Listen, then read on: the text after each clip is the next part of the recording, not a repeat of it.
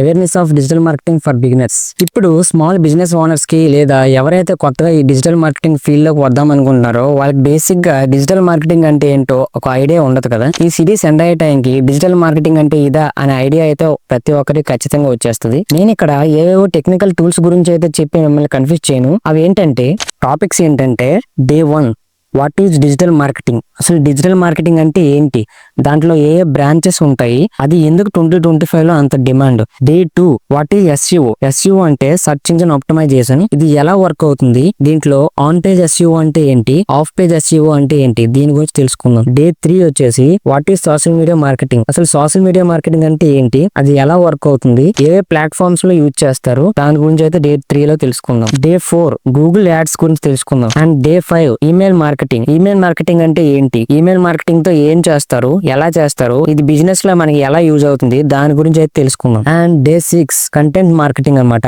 Content marketing అంటే ఏంటి, అది ఎలా యూజ్ అవుతుంది, అసలు ఏం చేస్తారు, దాని గురించి అయితే తెలుసుకుందాం. Day 7 what is influencer marketing. Influencer marketing అంటే ఏంటి, దీని ద్వారా మనీ ఎలా ఎర్న్ చేస్తారు, దీంతో బిజినెస్ ని ఎలా ప్రమోట్ చేస్తారు, దాని గురించి అయితే తెలుసుకుందాం. అండ్ ఫైనల్ గా డే 8 అఫిలియేట్ మార్కెటింగ్ అంటే ఏంటి, అది ఎలా వర్క్ అవుతుంది, దాంతో ఏం చేస్తారు, బిజినెస్ లో ఎలా ఉపయోగపడుతుంది, దీని గురించి అయితే తెలుసుకుందాం. సో ఈ 8 టాపిక్స్ అయితే మనం రోజుకు ఒక టాపిక్ గురించి అయితే డిస్కస్ చేసుకుందాం. ఈ డిజిటల్ మార్కెటింగ్ సిరీస్ లో మనం వీటన్నిటి గురించి తెలుసుకోబోతున్నాం. వాటి గురించి మీరు తెలుసుకోవాలనుకుంటే మన పేజ్ ని ఇప్పుడే లైక్ చేసి ఫాలో చేసుకోండి, అప్పుడే ఫర్దర్ అప్డేట్స్ అనేవి మీకు వచ్చేస్తాయి.